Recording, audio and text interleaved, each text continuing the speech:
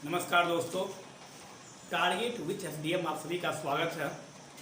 अभी हम लोग लगातार राज्यपाल के संबंध में जानकारी प्राप्त करने का प्रयास कर रहे हैं। हम लोग इससे पिछले वाले क्लास में राज्यपाल की नियुक्ति और राज्यपाल का कार्यकाल से संबंधित कुछ बातों को समझने का प्रयास किया था।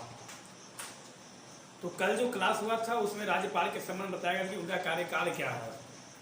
तो राज्यपाल के कार्यकाल के संबंध में अनुच्छेद 159 में कहा गया है कि जो राज्यपाल अनुच्छेद 159 में कि राज्यपाल का शपथ का प्रारूप क्या होगा एक तरह से। तो कल हम लोगों ने राज्यपाल का शपथ और राज्यपाल का टेन्योर मतलब क्या कार्यकाल देखा था। राज्यपाल की नियुक्ति जो है वह राष्ट्रपति महोदय करते हैं, लेकिन किसकी सिफारिश पर? व्यवहारिक रूप से तो मंत्रिपरिषद की सिफारिश पर। बीपी सिंघल बनाम भारत संघ 2010, इस मामले में सुप्रीम कोर्ट ने ऐसा कहा था कि राज्यपाल को राजनीतिक आधार पर नहीं हटाया जा सकता है, जबकि पुंछी आयोग MM पुंछी जो सुप्रीम कोर्ट के पूर्व मुख्य न्यायाधीश की अध्यक्षता में 2007 में जो कमेटी बना था केंद्र राज्य संबंध की समीक्षा करने के लिए, उस कमेटी ने राज्यपाल को हटाने के लिए यह कहा था कि जो इन्हें हटाने के लिए सेम वही प्रक्रिया अपनाया जाए जिस प्रकार से राष्ट्रपति को हटाने के लिए जो प्रक्रिया होती है, मतलब क्या इम्पीचमेंट की जो प्रक्रिया होती है वह प्रक्रिया अपनाई जाए। यह कथन था किनका? तो पुंछी आयोग का यह कहना था। जबकि बीपी सिंघल बनाम भारत संघ 2010 के मामले में सुप्रीम कोर्ट ने क्या कहा था? तो सुप्रीम कोर्ट ने कहा था कि जो राजनीतिक आधार पर किसी भी राज्यपाल को नहीं हटाया जा सकता है, लेकिन वास्तव में देखा जाए व्यवहारिक रूप में तो ऐसा होता नहीं है। होता क्या है व्यवहारिक रूप में? तो जिस पार्टी की गवर्नमेंट सेंट्रल मतलब या भारत सरकार में बनती है, जिस भी पार्टी, चाहे वो कांग्रेस हो या बीजेपी हो, कोई भी पार्टी हो, जिस पार्टी की सरकार आती है वो अपने अनुकूल अपने चुनिंदा व्यक्तियों को वह विभिन्न राज्यों में राज्यपाल नियुक्त करता है। जहां उनका मुख्यमंत्री मिल गया, उनकी पार्टी की सरकार नहीं भी है उस राज्य में, फिर भी वो वहाँ पर अपने राज्यपाल को नियुक्त करते हैं, जिससे क्या तो दबाव बना रहे और एक मेरा प्रभुत्व वहाँ पर रहे। तो यह कोई आज की यह घटना नहीं है, यह एक भारत में यह एक बहुत दिनों से चला आ रहा है। चाहे डॉक्टर मनमोहन सिंह जी हो, वाजपेयी जी हो या नरेंद्र मोदी जी हो, इस प्रकार से यह लगातार चलता आ रहा है कि जिसकी सरकार हो वो अपना अपना चुनिंदा व्यक्तियों को विभिन्न राज्यों में राज्यपाल नियुक्त करता है। आज हम लोग देखेंगे राज्यपाल से संबंधित राज्यपाल की शक्तियाँ, पावर क्या है राज्यपाल के पास। हम लोगों ने योग्यता देख लिया, नियुक्ति देख लिया, शपथ देख लिया, कार्यकाल हम लोगों ने देख लिया। हटाने का प्रक्रिया का उल्लेख भारतीय संविधान में कहीं पर किया ही नहीं गया है। राज्यपाल को पद से पदच्युत करने की व्याख्या भारतीय संविधान में कहीं पर नहीं किया गया। तो आज हम देख रहे हैं राज्यपाल के शक्तियां के संबंध। तो राज्यपाल को 4 शक्तियां प्रमुख रूप से दिया गया है। कौन कौन सा? तो कार्यपालिका शक्तियां, दूसरा विधायी या इसी को हम लोग व्यवस्थापिका संबंधी शक्तियां भी बोल सकते हैं, तीसरा वित्तीय शक्ति और चौथा न्यायिक शक्ति।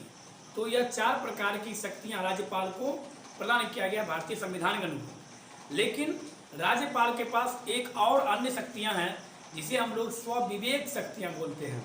मतलब क्या अपने पर यह खुद डिपेंड करता है कि जिस बिल को या जिस प्रस्ताव को उन्हें ऐसा महसूस हो कि यह प्रस्ताव हमें राष्ट्रपति के लिए सुरक्षित रखना है, या इस प्रस्ताव पर या यह प्रस्ताव राज्य के विधानमंडल के द्वारा जो लाया गया है, विधानसभा के द्वारा जो प्रस्ताव लाया गया है, वह प्रस्ताव भारत के विरुद्ध है या स्टेट के विरुद्ध है या नीति निर्देशक तत्व के विरुद्ध है, तो उन सभी प्रस्तावों को राज्यपाल अपने पास सुरक्षित कर सकता है।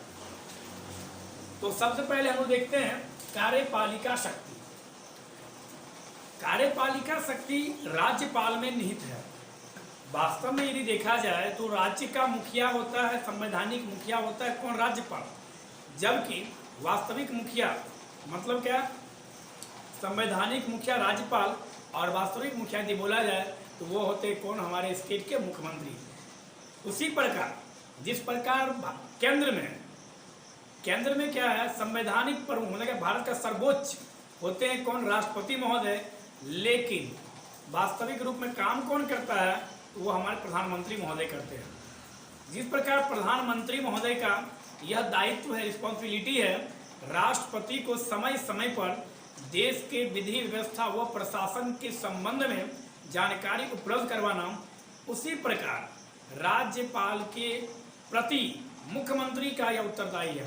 मतलब क्या, मुख्यमंत्री का यहाँ पर यह कर्तव्य होता है कि समय समय पर राज्यपाल को अपने राज्य के प्रशासन विधि से अवगत कराए। क्या यह अपने राज्य में इस तरह से प्रशासन है, अपने राज्य की जो प्रशासनिक व्यवस्था है, जो विधि व्यवस्था है, वह इस प्रकार से काम कर रही है। इन सभी बातों से अवगत कराने का काम मुख्यमंत्री का है। राज्यपाल महोदय मुख्यमंत्री को शपथ दिलाते हैं और मुख्यमंत्री के सिफारिश पर अन्य मंत्रियों को भी नियुक्त करते हैं।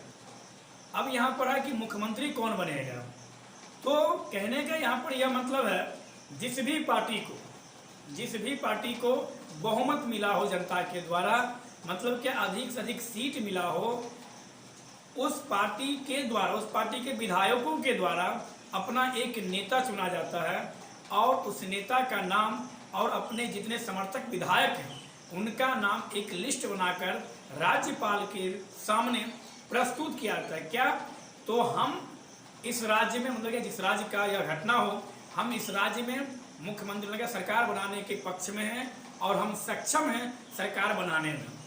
अब यहाँ पर राज्यपाल महोदय का यह कर्तव्य होता है कि वह इन सारी बातों को जांचे, लेकिन राज्यपाल का यह कर्तव्य नहीं है कि वह एक शब्द में वो स्पष्ट कर दे कि नहीं, आपकी पार्टी का सरकार नहीं बनेगा राज्य में। ऐसा राज्यपाल नहीं बोल सकता है। राज्यपाल उनके द्वारा प्रस्तुत किए गए पत्र को देखेंगे और उन्हें यदि ऐसा लग रहा है कि यह पार्टी या ये सभी व्यक्ति इनके समर्थक हैं, तो राज्यपाल के द्वारा एक समय दिया जाता है, लगभग 1 माह का समय दिया जाता है।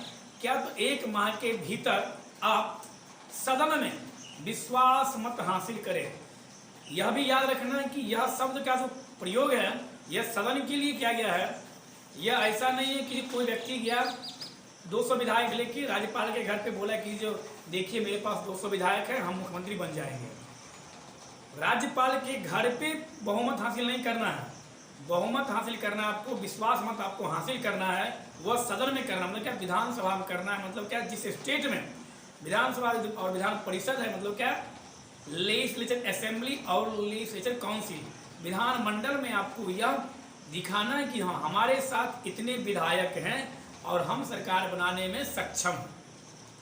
तो इस स्थिति में राज्यपाल महोदय उस व्यक्ति को मुख्यमंत्री पद का शपथ दिलाते हैं और मुख्यमंत्री के द्वारा दिए गए नाम को, जैसे मान लीजिए कोई व्यक्ति है, जैसे मान लीजिए नीतीश कुमार बिहार के मुख्यमंत्री हैं और नीतीश कुमार जी बोल रहे हैं कि सुशील कुमार मोदी को वित्त मंत्री बनाया जाए या उप मुख्यमंत्री बनाया जाए, तो राज्यपाल के पास यह अधिकार नहीं है कि राज्यपाल यह बोलेगा या बोलेंगे जो हम सुशील कुमार मोदी को वित्त मंत्री या उप मुख्यमंत्री नहीं नियुक्त करेंगे।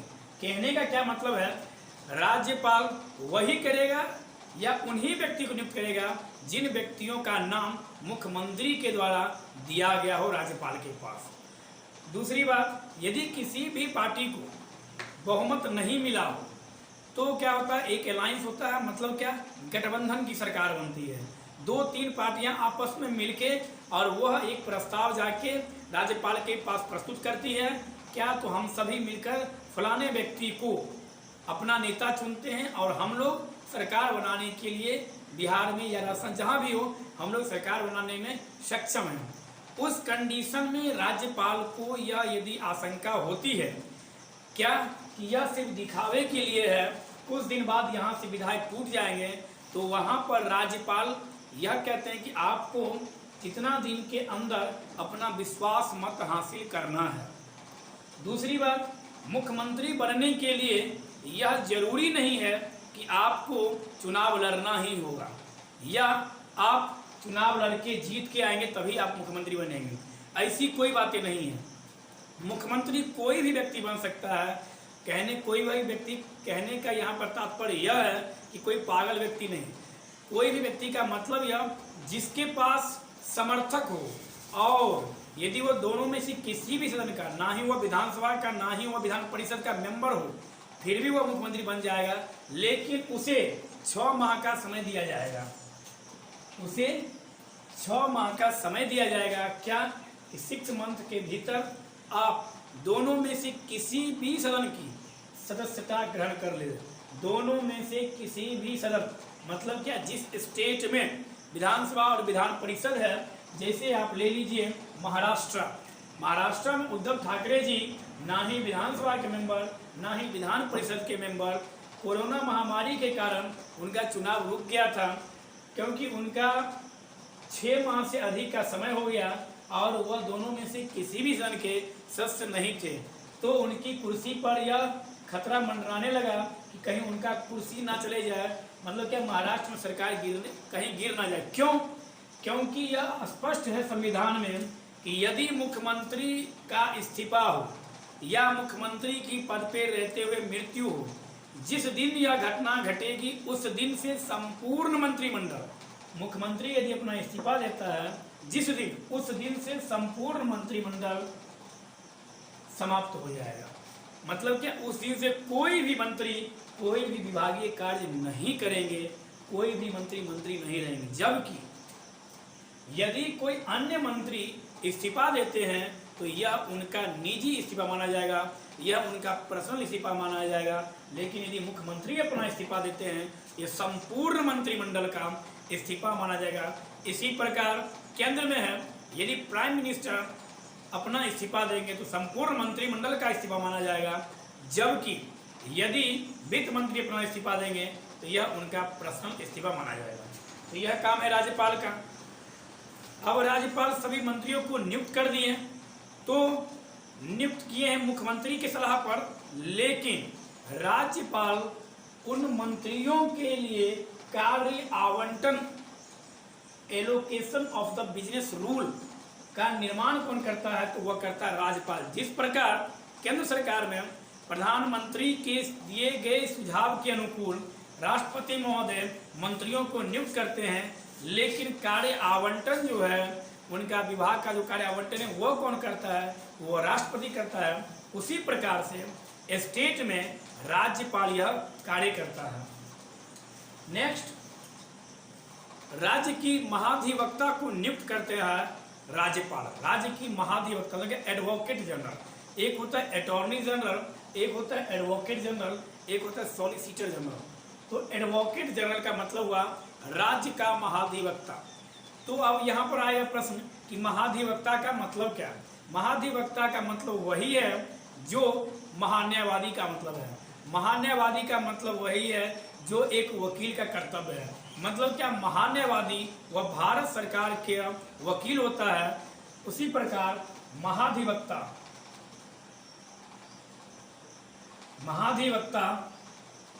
राज्य सरकार का वकील होता है, और यह राज्य सरकार का जो भी कानूनी कार्रवाई हो यह अपना प्रेजेंटेशन हाई कोर्ट में देते हैं, जबकि महान्यायवादी सुप्रीम कोर्ट में भारत सरकार की तरफ से वह सब काम करते हैं।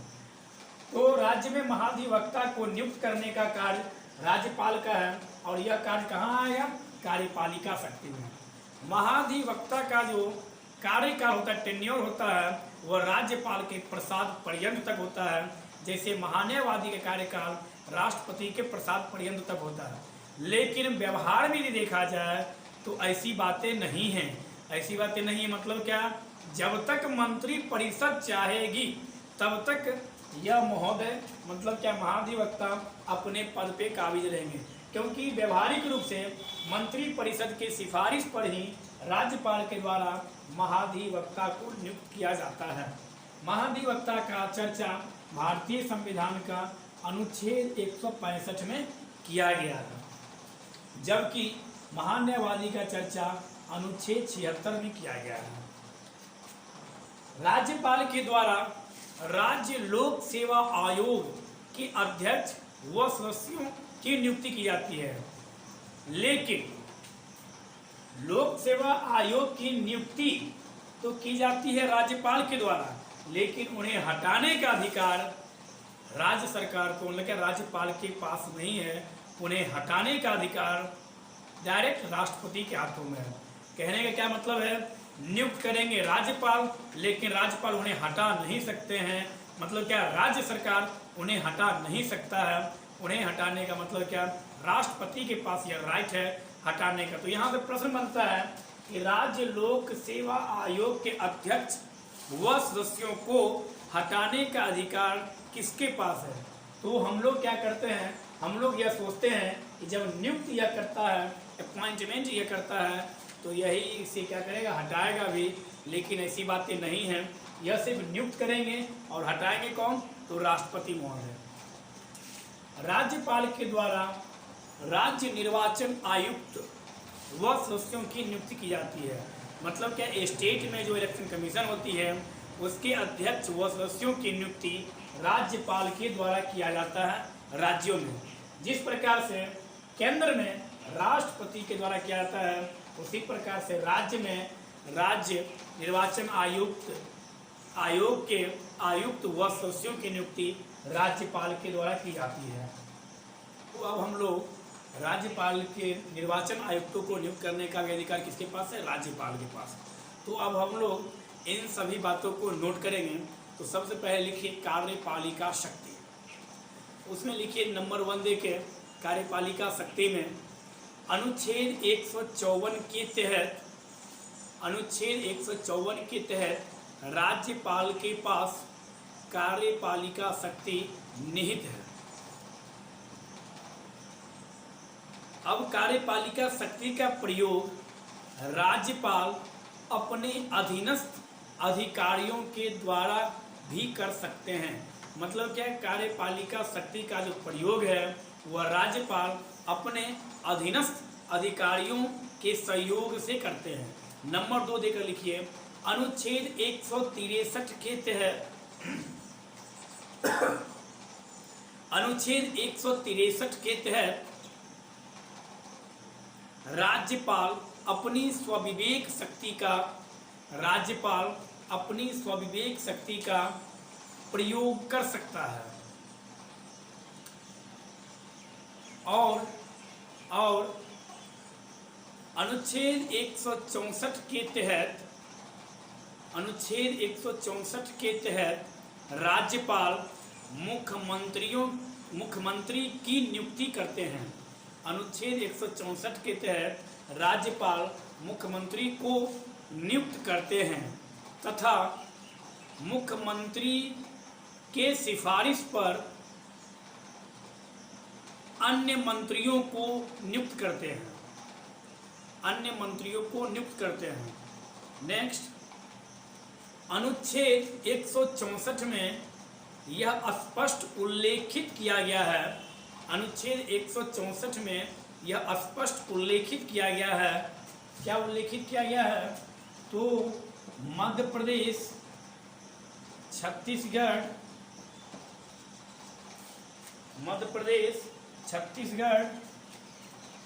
उड़ीसा और झारखंड।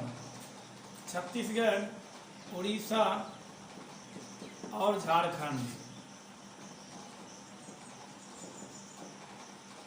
मध्य प्रदेश, छत्तीसगढ़, उड़ीसा और झारखंड में राज्यपाल के द्वारा एक जनजातीय मंत्री नियुक्त करना अनिवार्य है। अब हम लोग यहाँ देखेंगे कि यह 4 राज्य, कभी कभी आपसे एग्जाम में क्या करता है कि चारों स्टेट का नाम देगा और वो आपसे पूछेगा, मतलब क्या करेगा, मध्य प्रदेश, छत्तीसगढ़, आंध्र प्रदेश, उड़ीसा, छत्तीसगढ़, झारखंड, बिहार, झारखंड, छत्तीसगढ़, उड़ीसा, तेलंगाना। मतलब क्या, वह सीक्वेंस हुआ, प्रत्येक ऑप्शन हुआ 4 स्टेट देगा। उसमें आपको तय करना है कि किन स्टेट में, किस राज्य में राज्यपाल के द्वारा एक जनजाति मंत्री नियुक्त करना अनिवार्य है। तो वह आप याद रखिए, यह 4 स्टेट है, मध्य प्रदेश, छत्तीसगढ़, उड़ीसा और झारखंड। इस स्टेट में राज्यपाल के द्वारा एक जनजातीय मंत्री नियुक्त किया जाएगा। नेक्स्ट नोट देके लिखिए, मूल संविधान में अनुच्छेद 164 में बिहार शब्द का प्रयोग था। मूल संविधान में अनुच्छेद 164 में बिहार शब्द का उल्लेख था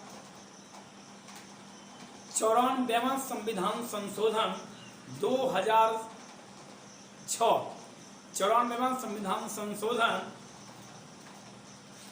2006 के द्वारा बिहार शब्द को हटाकर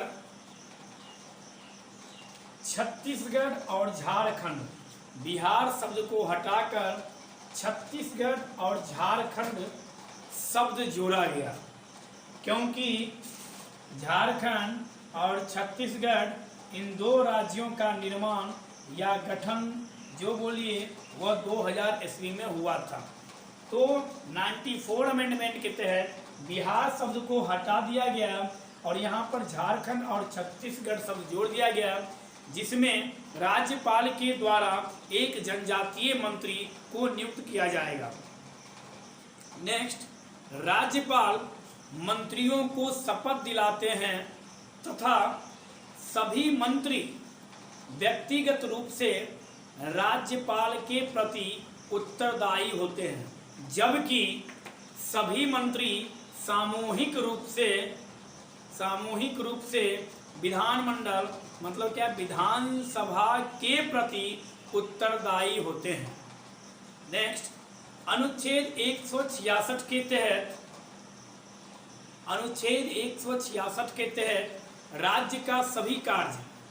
राज्य के सभी कार्य राज्यपाल के नाम से किए जाते हैं। जिस प्रकार से केंद्र में भारत सरकार का कोई भी कार्य हो वह राष्ट्रपति के नाम से किए जाते हैं, उसी प्रकार से राज्य में सभी कार्य राज्यपाल के नाम से किए जाते हैं। इस बात का चर्चा अनुच्छेद 166 आर्टिकल 166 में किया गया है। नेक्स्ट, अनुच्छेद 167 के तहत, अब देखिए अनुच्छेद 167 और 78 में क्या है, प्राइम मिनिस्टर और यहाँ क्या है, गवर्नर।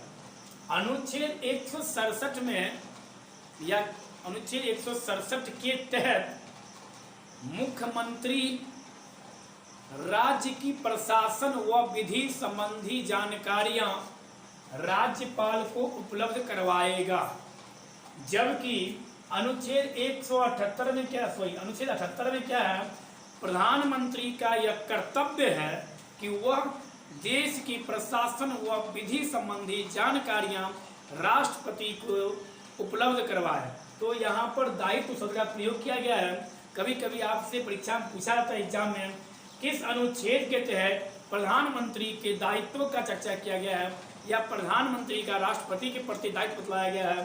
तो अनुच्छेद 78 के तहत प्रधानमंत्री का यह दायित्व है कि वह समय समय पर राष्ट्रपति को देश की प्रशासनिक व विधि संबंधी जानकारियां उपलब्ध करवाए। नेक्स्ट हम लोग देखेंगे राज्यपाल राज्य के जितने भी विश्वविद्यालय हैं, राज्यपाल के द्वारा राज्य के सभी विश्वविद्यालयों के कुलपतियों की नियुक्ति की जाती है। कुलपति को नियुक्त किया जाता है किसके द्वारा, तो राज्यपाल के द्वारा। इस कारण से राज्यपाल राज्य के विश्वविद्यालयों के कुलाधिपति कहलाते हैं। मतलब क्या, स्टेट में जितना भी यूनिवर्सिटी है उन सभी यूनिवर्सिटी का कुलाधिपति राज्यपाल महोदय होते हैं। क्या यह बात संविधान में लिखा हुआ है, तो हम कहेंगे यस। इस बात का चर्चा भारतीय संविधान में किया गया है कि राज्य के यूनिवर्सिटी का, राज्य के विश्वविद्यालयों के कुलपति की नियुक्ति राज्यपाल के द्वारा किया जाता है। इस कारण से राज्यपाल को विश्वविद्यालयों का कुलाधिपति भी कहा जाता है। नेक्स्ट हम लिखेंगे, राज्यपाल राज्य के महाधिवक्ता को नियुक्त करते हैं तथा महाधिवक्ता राज्यपाल के प्रसाद पर्यंत तक पद पर रहते हैं।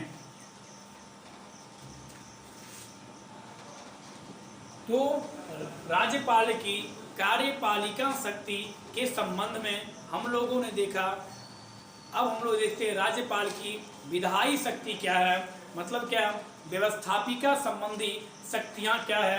अब हम लोग यह देखेंगे तो अनुच्छेद 168 के तहत मतलब क्या, राज्यपाल की विधायी शक्ति या व्यवस्थापिका शक्ति का मतलब यह हुआ, जिस प्रकार से संसद में 3 शामिल होता है, कौन कौन, तो लोकसभा, राज्यसभा व राष्ट्रपति, उसी प्रकार से राज्य के विधानमंडल का मतलब यह हुआ विधानसभा, विधान परिषद और राज्यपाल, इन तीनों को मिलाकर विधानमंडल का निर्माण किया जाता है।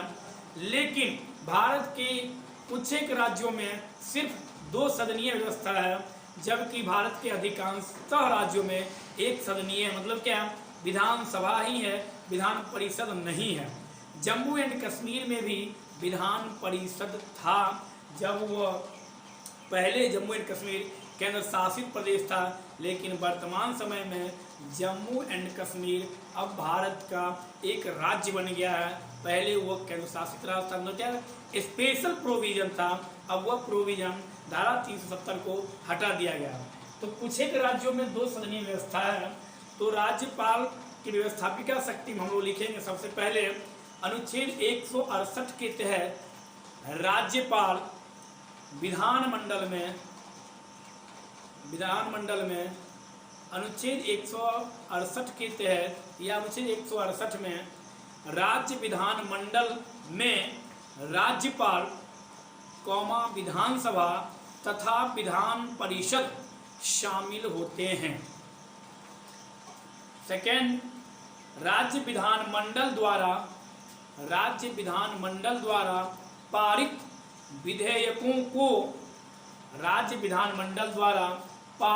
विधेयकों को राज्यपाल की स्वीकृति, मतलब क्या, विधानमंडल के द्वारा यदि कोई प्रस्ताव पारित किया जाता है, यदि कोई कानून बनाया जाता है, तो वह कानून राज्य में तभी लागू होगा जब उस प्रस्ताव पर, उस विधेयक पर क्या होगा, राज्यपाल महोदय का हस्ताक्षर होगा। अब यहाँ पर प्रश्न आएगा, बिल क्या है और विधेयक क्या है। बिल का मतलब यह हुआ, जब तक कोई प्रस्ताव सदन के सत्र में चल रहा हो, मतलब क्या, बहस में चल रहा हो, तब तक वह बिल कहलाएगा। जैसे ही वो वहाँ से पारित हो जाएगा और उस पर राज्यपाल महोदय अपना हस्ताक्षर कर देंगे, तब वह विधेयक, तब वह बिल रूप ले लेगा एक्ट का। एक्ट का मतलब क्या है, कानून का, तब वह रूप ले लेगा। बिल का मतलब क्या है, जब तक कोई प्रस्ताव सदन के सत्र में बहस पर चल रही हो, तब तक वह प्रस्ताव बिल है। लेकिन जैसे ही उस प्रस्ताव पर राज्यपाल महोदय अपना हस्ताक्षर कर देते हैं, तो वह प्रस्ताव या वह विधेयक एक्ट का रूप ले लेता है। मतलब क्या, वह एक अधिनियम बन जाता है। तो नेक्स्ट हम लोग लिखेंगे, राज्यपाल विधानमंडल द्वारा पारित विधेयकों को स्वीकृति देते हैं। जब भी कोई विधेयक राज्यपाल के पास आता है, तो देकर डैश दीजिए। अब हम लोग समझ लेते हैं, इस कंडीशन में कोई प्रस्ताव यदि राज्यपाल के पास आ गया है, तो राज्यपाल क्या करेंगे, तो राज्यपाल उस प्रस्ताव पर वह स्वीकृति देंगे, या उसे वह वापस भेज सकते हैं, या वह उस प्रस्ताव पर अपना ना ही ना बोलेंगे, ना ही हाँ बोलेंगे। तो इस बात को हमें लिखना है। तो नंबर 1 देख लिखिए, स्वीकृति देने पर वह कानून बन जाता है। अभी तुरंत हम बता रहे हैं कि कोई प्रस्ताव जब तक सदन में है तब तक वह बिल है, जैसे ही स्वीकृति देती है या स्वीकृति राष्ट्रपति द्वारा दिया जाता है, वह प्रस्ताव एक्ट का रूप ले लेता है। तो नंबर 1 में लिखेंगे, स्वीकृति देने पर कानून बन जाता है। नंबर 2, एक बार उस प्रस्ताव को, एक बार यदि राज्यपाल को लग रहा है कि जिस बात का चर्चा इस विधेयक में किया गया है, इस प्रस्ताव में किया गया है, इसमें थोड़ा अमेंडमेंट किया जा सकता है, मतलब क्या, पुनर्विचार किया जा सकता है, तो उस प्रकार के विधेयक को राज्यपाल सदन में पुनर्विचार के लिए वापस भेज सकते हैं। यहाँ पर हम यह याद रखेंगे, मंत्री परिषद के द्वारा, मतलब क्या, मंत्रियों के द्वारा दिए गए एडवाइस को राज्यपाल वापस नहीं भेज सकता है, लेकिन विधानमंडल के द्वारा दिए गए प्रस्ताव को, दिए गए विधेयक को राज्यपाल एक बार पुनर्विचार के लिए भेज सकते हैं। नंबर 3, न स्वीकृति देते हैं और ना ही इनकार करते हैं। नंबर 3 देकर हम लोग लिखेंगे, 3 नंबर में हम लोग लिखेंगे ना स्वीकृति देते हैं और ना ही इनकार करते हैं। नंबर 4, यदि राज्यपाल को ऐसा महसूस हो, कैसा महसूस हो, अपने मन से महसूस नहीं हो, मतलब क्या, जैसे विधानमंडल कोई एक प्रस्ताव लाया, उस प्रस्ताव में संबंधित हाईकोर्ट के शक्तियों को छीन करने का पावर हो, मतलब क्या, हाईकोर्ट की शक्तियों को कम करने की चर्चा की गई हो, या एक ऐसा प्रस्ताव हो जो प्रस्ताव भारत के विरुद्ध हो, मतलब क्या देश के विरुद्ध हो, या ऐसा प्रस्ताव हो जो DPSP directive principles of state policy के विरुद्ध हो, तो इस प्रकार के प्रस्ताव को राज्यपाल राष्ट्रपति के लिए सुरक्षित रख सकता है। कहने का क्या मतलब हुआ कि यदि कोई प्रस्ताव, मान लीजिए कोई प्रस्ताव लाया गया है DS के द्वारा, मतलब क्या विधानसभा के द्वारा, और यह प्रस्ताव, इस प्रस्ताव में चर्चा यह किया गया है कि हाई कोर्ट की शक्तियों को कम किया गया है, या नीति निर्देशक तत्व के विरुद्ध यह प्रस्ताव है, या इसमें उन सारी बातों का चर्चा किया गया है जो बात भारत देश के विरुद्ध हो, मतलब क्या राष्ट्र के विरुद्ध हो, तो उस प्रकार के प्रस्ताव को राज्यपाल राष्ट्रपति के लिए संरक्षित रख सकता है। नेक्स्ट हम लोग देखेंगे, इन सभी बातों का उल्लेख व्यवस्थापिका संबंधी शक्तियां में जो हम बतलाए हैं, या विधायी संबंधी शक्तियां में, इन सारी बातों का उल्लेख भारतीय संविधान का अनुच्छेद 200 में किया गया है। नेक्स्ट लिखिए, अनुच्छेद 200 में यह स्पष्ट उल्लेखित किया गया है कि हाई कोर्ट से संबंधित शक्तियों में कमी लाने वाली विधेयक राज्यपाल द्वारा अनिवार्य रूप से राष्ट्रपति की स्वीकृति हेतु भेजा जाता है।